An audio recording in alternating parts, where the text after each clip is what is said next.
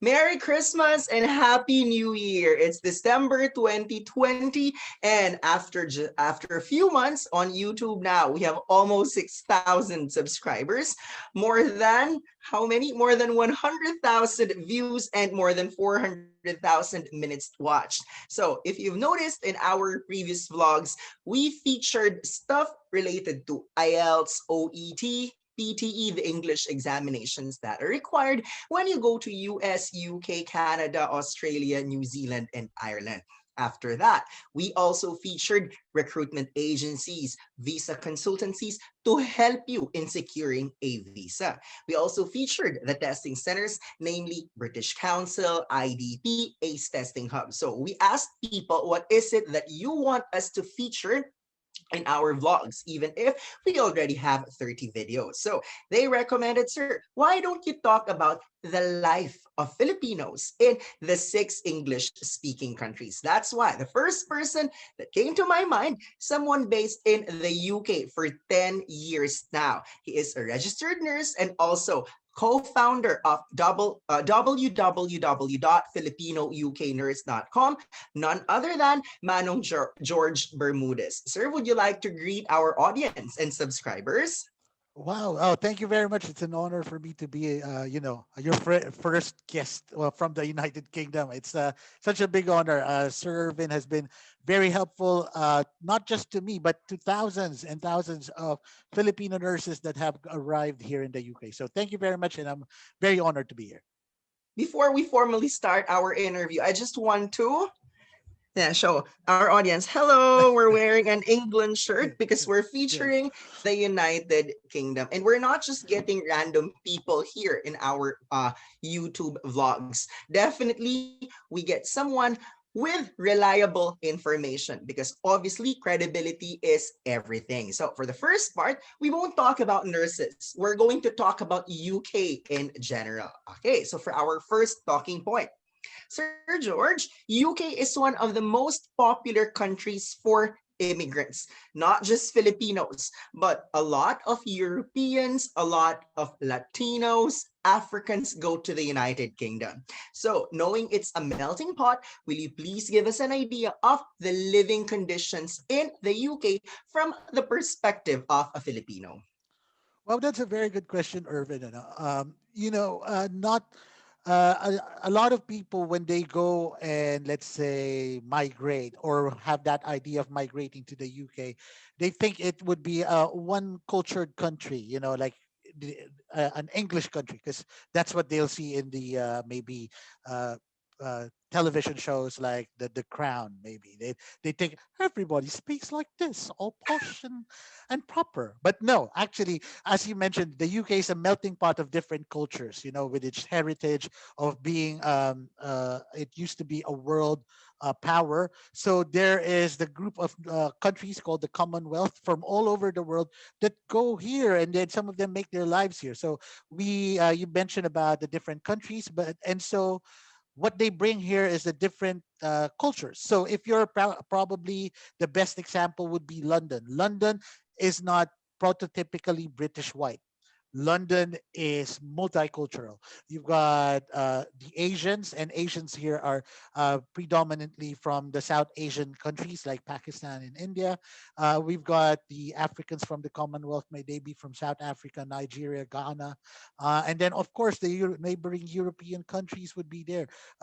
Big Polish community, big French and Spanish community as well. Brazilian communities in London, I know, is quite big.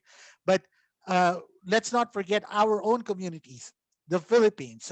Filipino communities are well and truly established in the UK, particularly in London. I know there's a big drive to reintroduce or to introduce our language, our local language, Tagalog, in the bigger public of the United Kingdom.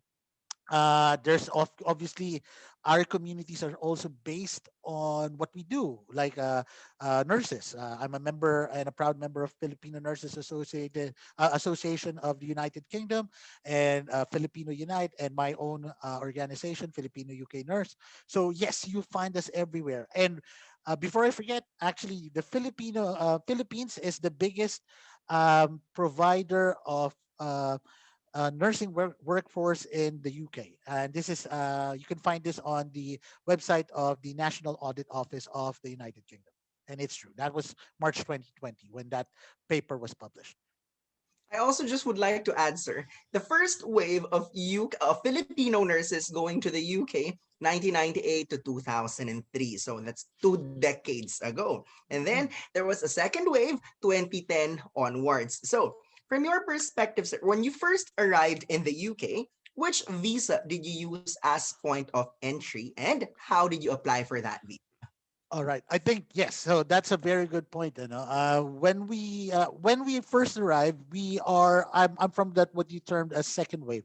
So we had the tier 2 visas. That's very important for all of those nurses, maybe, or even migrant workers. Because I've met some engineers who are actually from the Philippines as well, who would go here in the UK and work. Be very careful. Your visa should be tier 2 working visa or a dependent of either a citizen or somebody who has tier 2 visa. Other visas like student or tourist visa, that means when you're a tourist visa, you have a tourist visa, that means you're a tourist. You're not expected to work. When it says you're a student, yes, you're a student, you may be allowed to work, but it's only within 20 hours per week. You go beyond that, you're violating the rules. Okay, so that's very important. Because it used to be, that's a good point, I think, Irvin, where you may be, when you ask, previously, circa 2010s, prior to that, students were allowed to work. So they had that visa.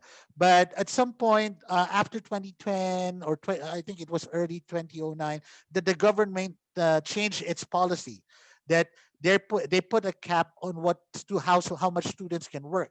And so with that comes to mind. So you have to be very careful if you're offered to work here as a student, because again, that's a student visa. That's not a working visa. Okay, thank you for that update. So, sir, please give our subscribers, our audience, after how many years of stay in the UK can they possibly apply for citizenship? Because one thing is for sure, these Filipinos are not just going there to stay for a few years, but the ultimate goal is to become a citizen of a first world country. So, shall we please update our audience? Right. So currently, on the normal status of, I'd say, the tier 2 visa holders that come around here in the UK, I believe you'd have to stay here. Well, not I believe, but I know it's 5 years before you get what we call the indefinite leave to remain. So, a more popular term for this might be, if you are aware of this, would be like in the States, it's called a resident. Okay, but here the UK, when you're called a UK resident, it means you just live in the UK. So we don't use the resident. We use if you have the ILR, the indefinite leave to remain. Once you get the indefinite leave to remain after 5 years of working and living in the UK, then you would then apply for the citizenship, which is 1 year. And just to give you an idea, it's harder to achieve the ILR. That's a more stringent process as opposed to getting the citizenship. Once you pass the ILR, the citizenship is a lot easier. Well, I hope for our viewers and subscribers, you have your pen and paper with you because Sir George is providing us information that you can't get elsewhere. Like, if you do this on your own, you have to go to a specific website and you have to read like lengthy Mm. discussions. But Sir George is trying to make it very easy for us to understand the timeline, what you're supposed to do first, next, so on and so forth. So if you don't have your pen and paper yet, I suggest that you get one. Now, I understand that nurses and physicians, health workers are in demand in the United Kingdom. But apart from the healthcare professionals, which other types of professionals are also in demand and quite easier for them to look for jobs in the UK? Right. Actually, that's a very good question, Irvin. Before I nitpick some of them, what you want to do is go to www.gov.uk. That's the official government website. From there, you can actually search for what they call the shortage occupation list. there is such a thing. And you would see some of the things there that are high on the occupation list, aside from the physicians and traditionally the nurses. There's also the other allied health professionals like the rad techs. We don't call them rad techs here. They would be radiographers. There's also the occupational therapists. Going outside of the healthcare, engineers are in demand. But take note, it should be a specific type of engineer. And again, as I mentioned, refer to that list. Also, I believe recently I've seen a list of, in the list would be chefs. Because if you, well, obviously right now it's COVID, but there used to be a big demand of that. Because just to let you know, we've got the, well, I think it's everybody knows about this. We've got the vaccine now, and it's slowly being rolled out. So I don't expect, that those demand for chefs would not come back, because in London alone, there's 10,000 restaurants. So just imagine that. Yes. So the demand is always on the high end. I know a lot of Filipino chefs, and now they're actually, they put that, I believe, in that list. And just double check if it's currently back on. But like I said, there are other um, professions that are welcoming for us to come around. But I have to be very mindful of this. This is very recent news. The government has officially said that they have voted that we are on a hard Brexit, meaning we will be out of the European Union for good. So just double check. I'm not saying was because the Philippines is not part of the European Union anyway, but certain what do you call this? Certain changes into immigration will be put into place by the 1st of January. So it's high time to read a lot, though. Although yes, I know a lot, but these things do change because of what's currently happening here in the United Kingdom. Brexit is a term that's very popular worldwide now. Some Filipinos, especially our reviewees, are asking us, sir, do you think this is good news or bad news for us Filipinos? Right. So that's a good question. No? But personally, I think it has its pros and its cons. One of the biggest arguments of Brexit was that they want, apparently the people of United Kingdom want to take control of the borders. So, excuse me, sorry, 1, 2, 3, 4, 5. Yeah. Um, uh, but they were more concerned of European migration.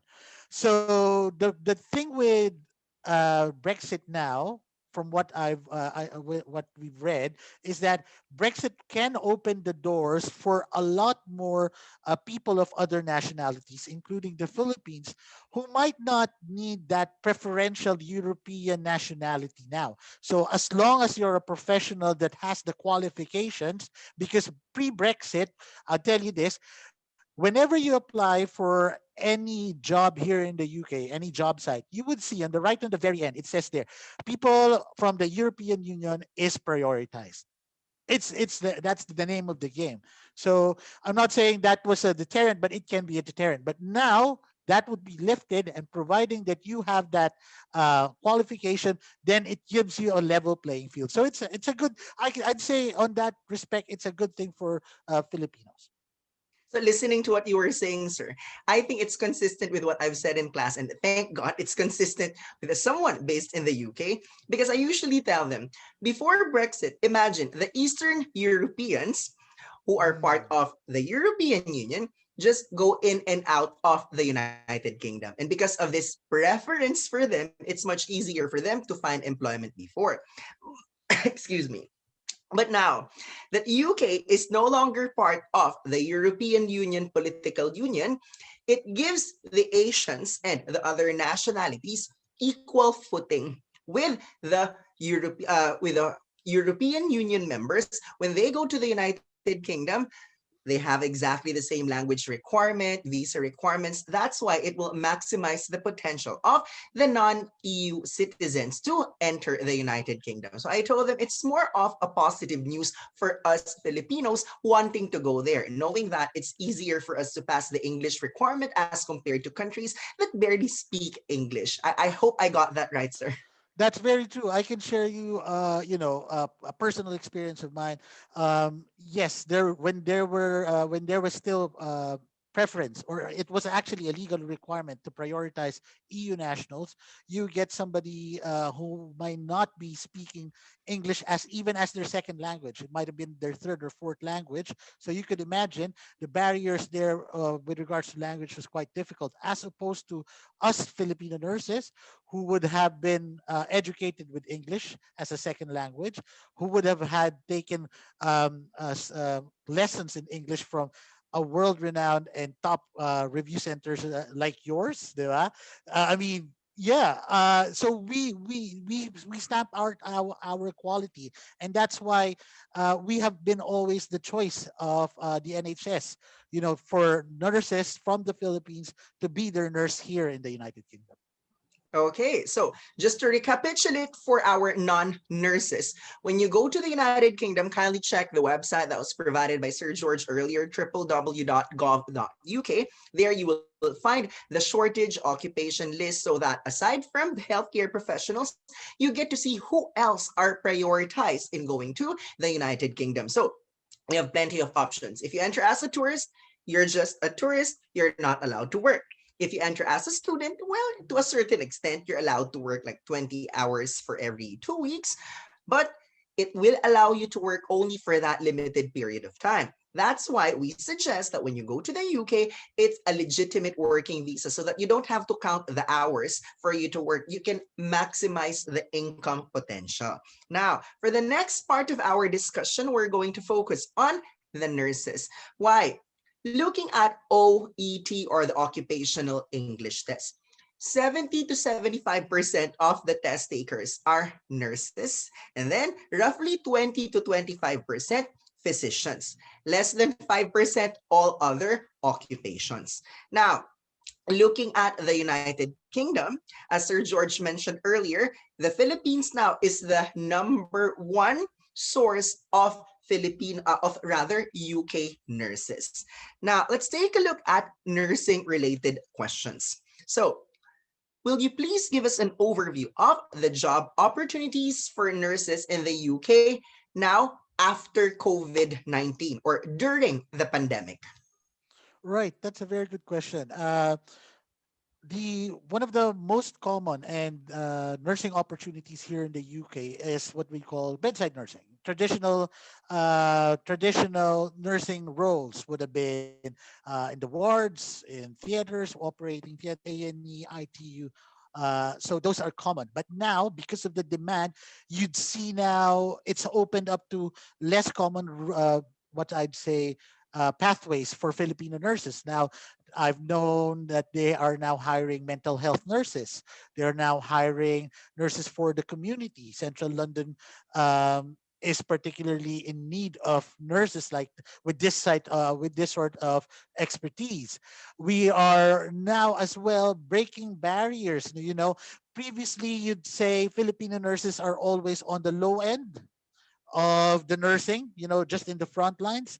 But now we are slowly but surely gaining traction and we're going up.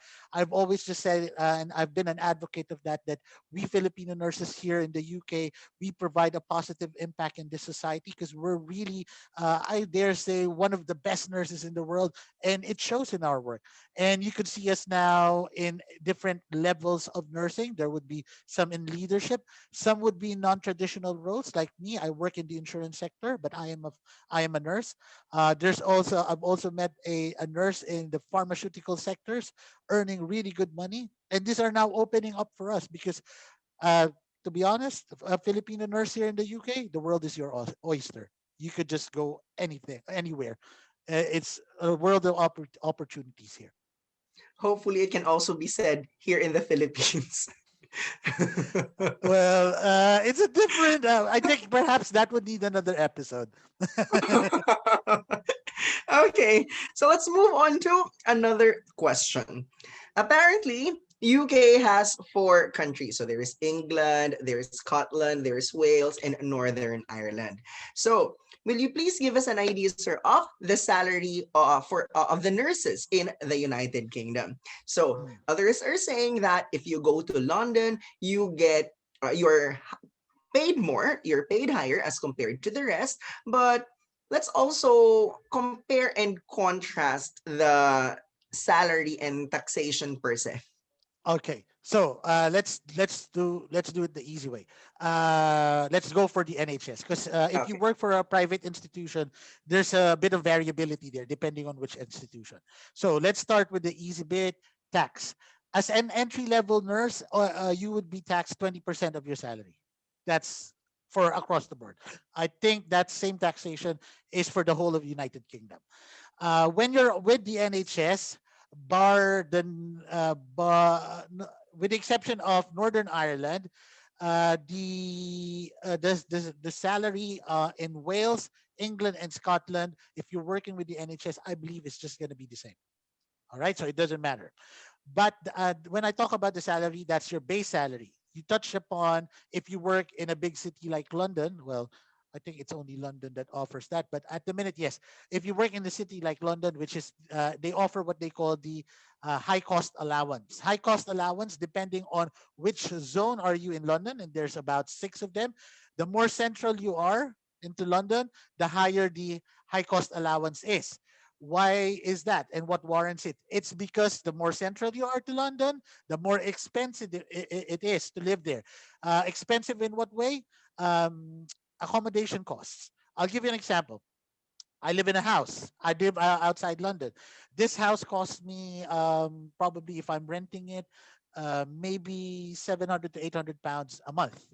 700 to 800 pounds a month in London would only get me a flat, probably one bed, one and a half bed.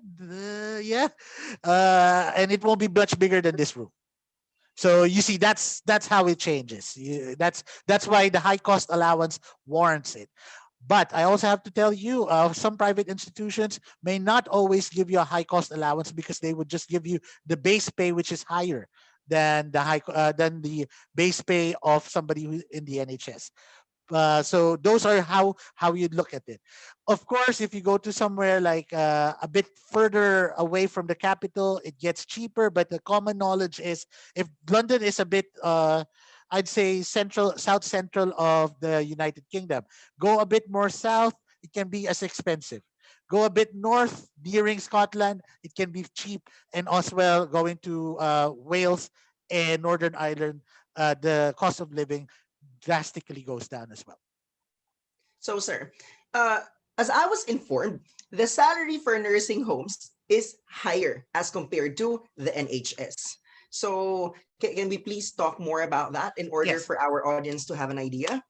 yes. So nursing homes, I know there's always pros and cons if you work for a hospital or a nursing home.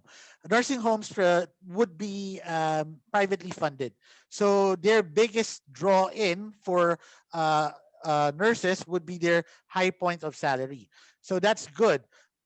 The disadvantage though is, I'm not saying it's all a disadvantage, is that the career options, the career ladder pathways would be a, a lot smaller or narrower, as opposed if you work in an acute setting in the NHS. Because the NHS, if you work for the NHS, if you're, especially if you're young and you're wanting to progress your career as a nurse, there's always a career pathway in research, education, management, or clinical side.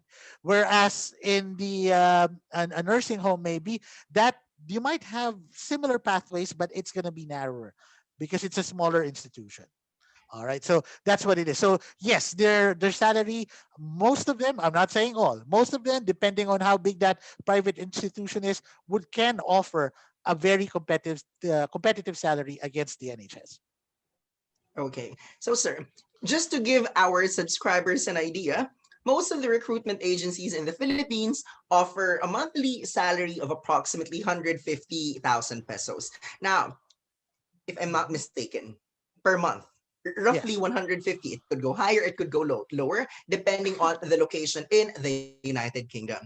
So, what about accommodation? A decent accommodation, they should prepare a budget of around 30 to 40,000 pesos per month. Oh wow, that's a good question. That also depends on where you live, because what I always suggest to nurses who are starting out in the UK, if it fits your situation, there's a lot of variables. Yeah, if it fits your situation and you want to maximize your earning and savings, house share. You share the house. There's a lot of savings that you could put into your pocket if you share an accommodation. But if you have to prepare an average, on the average, probably you're looking at, if you're in London, eight 700 pounds, maybe six to 800 pounds a month. I'm poor at math. That's why I took up nursing. I can't convert. Sorry, but yeah. So there you go. Just do the math. Around 700 to 800 pounds for your accommodation and bills, maybe. But if you go outside London, you're for that same money and for that same budget, from what might be a flat and house sharing accommodation, it might be a 3 bedroom house with a garden, and then you could adjust and make that accommodation smaller so you could maybe buy a car or something else. So that's how it works. Okay, again, that's why in central London, in London, they have the high cost allowance to cover for that, and it would be covered. High cost allowance would just go there. It won't be converted into your savings, I'm afraid. Okay. So I'm sorry, I'm using Philippine pesos because a lot No of the interest. people asking us are still in the Philippines. So Of to course. give them an idea, okay, your gross is around 150,000 pesos per month. More or Mm. less, could go higher, could go lower. Minus accommodation, minus tax, minus food, transpo. Majority of our former lecturers, former coaches, former reviewees who are now working as nurses in the United Kingdom told me that entry level, they can save at least 50,000 pesos per month. But the good news is that's not necessarily the amount that you're going to earn for the rest of your life because you're not going to be a beginner forever. That's a very good thing you tapped on, Irvin, and this is why I'm an advocate of this. Okay, Filipino nurses have known to be very quiet and would just say yes, but now is the time that we start moving forward. All right. So if you want to stay band five forever, yes, I mean that's the entry level forever. That's not There's nothing wrong in that, but obviously more responsibility is actually rewarded with a higher salary, right? So if you want to level up, you have to take that responsibility as well, and that means as well you will be rewarded as well with better pay. um, you mentioned about taking home and saving 50,000 pounds. You could easily double that. How? You work extra overtime. The one thing that we haven't really tapped upon here is that, especially in the NHS, working hours is just 37.5 hours per week. So I'll give you an idea. If you do a shift of 11.5 hours or 12 hours in a day, you're just working 3 days in a week. All right. So what do you do with the remaining 4 days? It used to be for a lot of Filipino nurses, they get their passports filled. They go to Paris for 4 days. They go to Greece. I did an Iceland trip for a weekend without taking any leaves. And on top of that, there is, on the average, you are given a paid annual leave for 1 full month, at least, more or less. So just imagine that. So there's a lot of opportunity for. So with regards to pay, you can easily get that number easy as long as you work hard for it. Yeah, actually travel goals. In fact, my friend, my former reviewee who's now a nurse in the United Kingdom. Hello, Rain Paringbatan. If I'm not mistaken, he has been to more than 50 countries already. He's been in the UK since 2010. So he works for like 3 to 4 days. In fact, when we went to Iceland, he did not file for leave at all. Exactly. So Exactly. That's what I'm saying. 2 weeks, what he did was, okay, say for instance, he started working Sunday to uh Wednesday of the previous week, and then he reported for work like Wednesday to Saturday of the following week. So in between, that's what we used as time for us to go uh to Scandinavia, to Iceland. So it's really travel goals because when you're in Exactly. UK, you just have to take the train and you're in another country. And flights are very affordable as long as you're part of the European Union. So you can change your profile photo every week. That's. I'll give you another experience of ours. One thing that I would advise if you're a nurse here in the UK, and once the coronavirus has settled down, look out for cruise deals. We've done a Mediterranean cruise for £80 per head, and that's very, very, very good value. The cruise would You don't have to worry about anything. The cruise has multiple pools, a spa, a theater. Uh, Food is like on Overflowing demand. food. Yeah, it's just crazy. And then you get your excursions every country you dock into. So we did Spain, France, and Italy. And we even stayed in Italy a bit more after that. So just imagine, that's the opportunities that you can enjoy. Obviously, once the situation permits it, but as well once you can with working in the UK. For our final question, sir, a lot of countries need nurses. Well, not just the English speaking countries. There's the Middle East, there's Singapore, in fact, the Caribbean, a lot of European countries. We even have reviewees from Africa. And I noticed, wow, there are Filipinos working as nurses in Africa. But why are you going to recommend UK as the best possible destination for Filipino nurses? Wow, that's a very good question. Yeah, but I'll be very honest. I'm biased because I live here. Okay, but the United Kingdom is a very good country to work for. I mean, let's be very objective rather than say I lived here and it has been very kind to me. That's a given because I've been here for so on and so forth, more than 10 years now. But the UK is good because first, healthcare. One of the most important things, and I can never forget this. When I left the United Kingdom, everybody goes to the PIDOS, right? The PIDOS. Yeah, one of the most important things that etched in my brain from that seminar was that back then, a total number. It takes 14 years for a regular OFW to come back to the Philippines and resettle back in the Philippines. But the problem there is a lot of them would not have had enough money, or maybe if they have the money, after 14 years, they might have now health issues. How quick can your money in the Philippines, your long hard earned, hard work savings, how long would that last if you are hospitalized in the Philippines? 1 million? Nothing, right? But here's the thing: in the United Kingdom, if you're a resident here, I'm not even saying if you have the indefinite leave to remain or if you are a citizen. If you live here in the UK, the point of care is free via the NHS. Just take the if I can't I take away the travel, take away the salary. Just think of that healthcare system. It's free. You call for an ambulance, no, you won't have to pay. There's a good comparison against the US. How much does it cost for? I think on that little video they asked how much does it cost to give birth in the US. It's 20,000 US. In the UK, it's none, nil. So if that is not enough, then I don't know. I mean, that for me is one of the jewels of this country. Plus, on top of that, let's go to other things. The UK being a very good, a very a country with good history.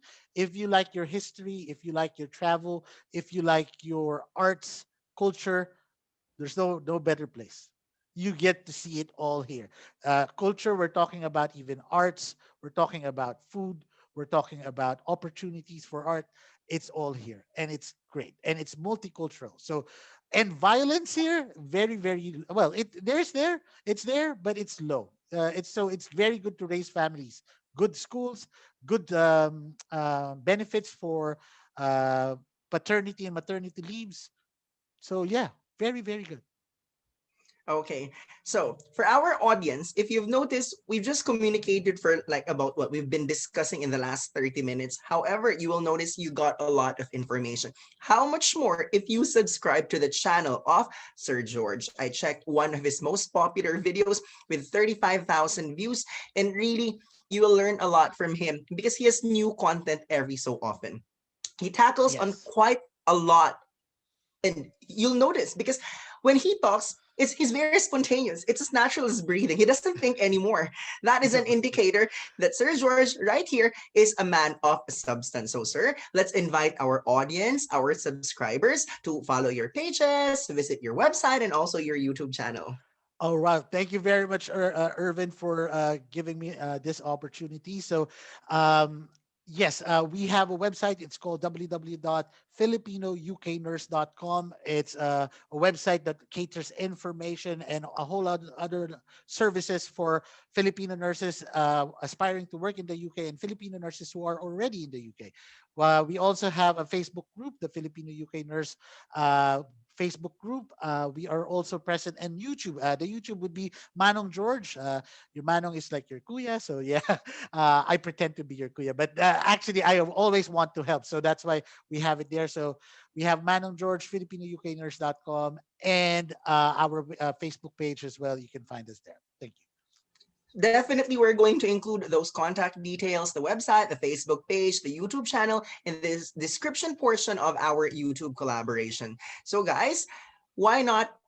Instead of wasting your time watching unnecessary movies or unnecessary videos, well, feed your mind by watching or reading about information that will help you become a better person. And that's exactly the reason why we chose Sir George as our resource person for the United Kingdom.